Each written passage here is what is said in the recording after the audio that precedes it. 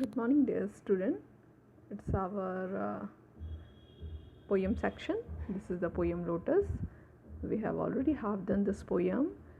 उस दिन मैंने आपको बताया था ये पोएम जो कि तोड़ू दत्त के द्वारा लिखी गई है, द लोटस, ये 14 लाइन्स की हैं और इसे सोनेट्स कहते हैं। 8 लाइन्स जो होते हैं इनके ऑक्टेव होते हैं एंड देन 6 लाइन इज सस्टेट। तो इसमें जो ऑक्टेव होते हैं उसमें क्वेश्चंस को एराइज किया जाता है और सस्टेन में क्या करते हैं हम लोग आंसर को देते हैं। इट मीन्स की solution, this one is question and this one is solution. Okay, तो इस तरह से ये सोनेट्स को बनाया जाता है और सोनेट्स एक का पोयम का टाइप है। ओके, तो इसमें बनाया गया है और ये जो पोयम है ये तोड़ू दत्त ने लिखा है।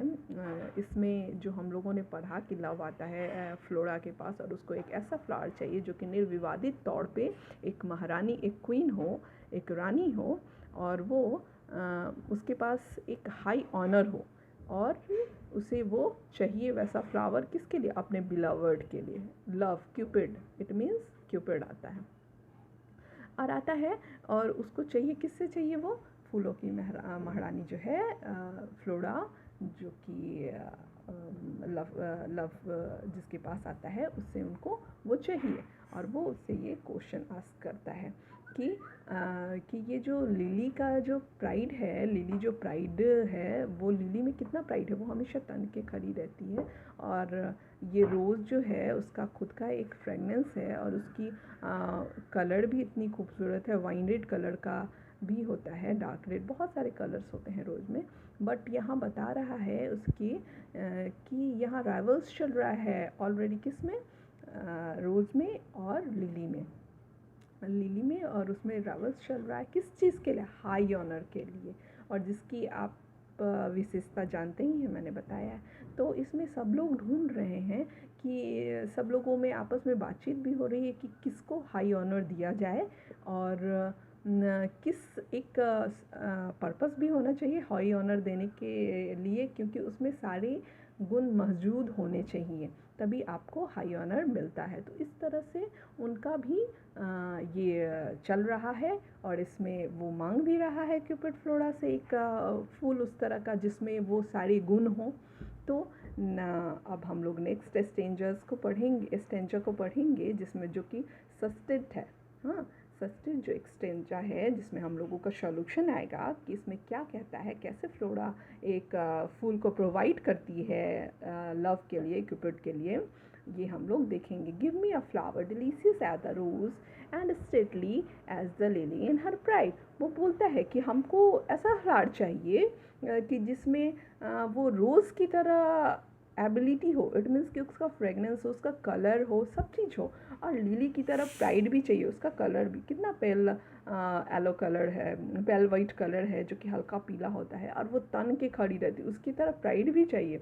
But of what colour, rose red, love first choice, then prayed no lily white, or both provide, and Flora gave the lotus, rose red dry, and lily white, the queenest flower by bout.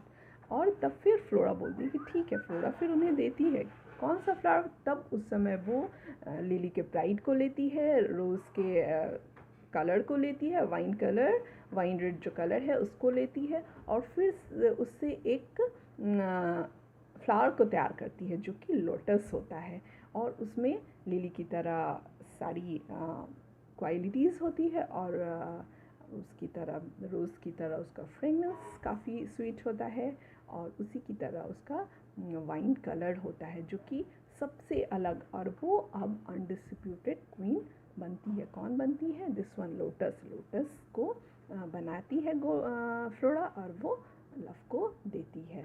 यही आपका answer है। जैसा कि हम लोग जानते हैं कि ऑक्टेव में क्वेश्चंस करते हैं और इसमें सॉल्यूशन होता है, दिस वन इज हाँ। तो अब बताते हैं, मैं जैसे कि हम लोग अपने मैथोलॉजी में देखते हैं कि हमारा जो हिंदू धर्म है, हिंदू धर्म में जब रिलीजियस में हम लोग अपने देखते हैं तो इसमें बहुत ही इस फूल को बहुत ही पायस फ्लावर माना जाता है।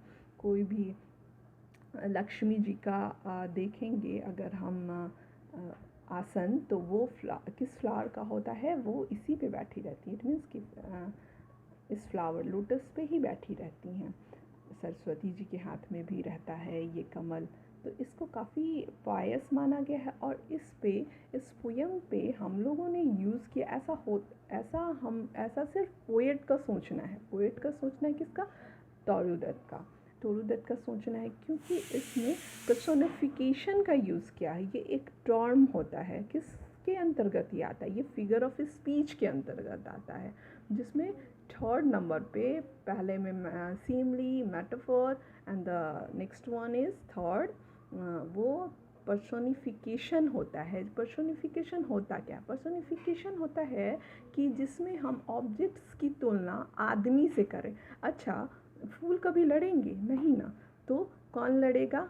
आदमी। ये ह्यूमन नेचर होता है। तो हम जब ऑब्जेक्ट की, लिविंग ऑब्जेक्ट या नॉन लिविंग ऑब्जेक्ट्स की तुलना करते हैं, तो उसमें उसका किस चीज़ से तुलना करेंगे? ह्यूमन बीइंग से। तो उसी को कहा जाता है पर्सोनिफिकेशन। आपका पोयम जो है पर्सोनिफिकेशन पे ही बेस्ड है, जो कि फिगर ऑफ स्पीच के अंतर्गत आता है। यही आपका पोयम है, और आपका पोयम वाइंड अप हो गया। अब नेक्स्ट डे हम लोग नेक्स्ट पढ़ेंगे, इसकी समरीज़ को पढ़ेंगे। क्या बोलते हैं समरी में टोरू दत्त ने क्या बोला है, या फिर इस पोयम में क्या बोला है, वो हम समराइज़ करेंगे। आप खुद भी कोशिश करेंगे इसको खुद से करने का, क्योंकि मैंने आपको पोयम को पढ़ाया है। That's why. Have a nice day. Bye.